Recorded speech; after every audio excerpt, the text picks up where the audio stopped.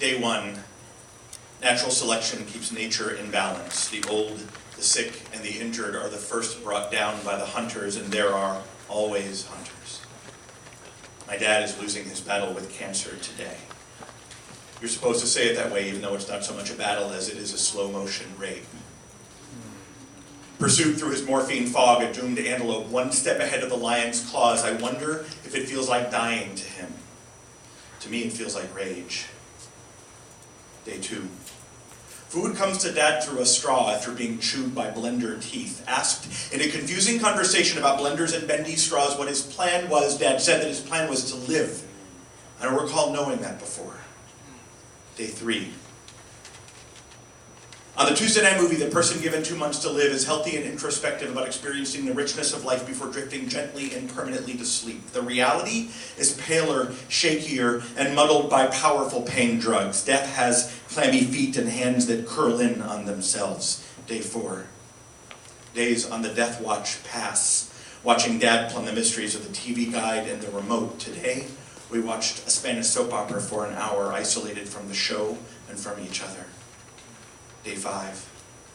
I would never have imagined that cancer could siphon so much away on its rampage through his body. Like a dish sponge left too long on the edge of the sink, he is pale, scratchy, and a little turned up at the edges. Day six. Through the wild look in his eyes, I think I see him running from the demon stealing breath from his body. His voice, feather white, wispy, breathless, choking, almost inaudible over the relentless TV sound. His voice is autumn leaves scritching across a concrete patio. His dying rages to be answered. Day seven. Today is Christmas. My stepmother plugs in the tree and blue, green, red lights blink on, off, on, off. Day eight. Sometimes, rarely, he laughs, and then we laugh, like a life preserver has been thrown to where we float in a night ocean. Day nine. There's a day, a moment. Living with cancer becomes dying from cancer, and plane tickets are purchased.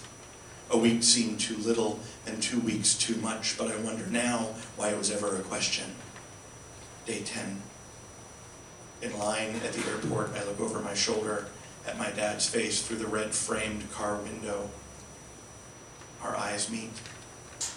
Nobody smiles. This is the last glimpse. Natural selection keeps nature in balance. The old, the sick, and the injured are the first brought down by the hunters, and there are always hunters. Thank you very much.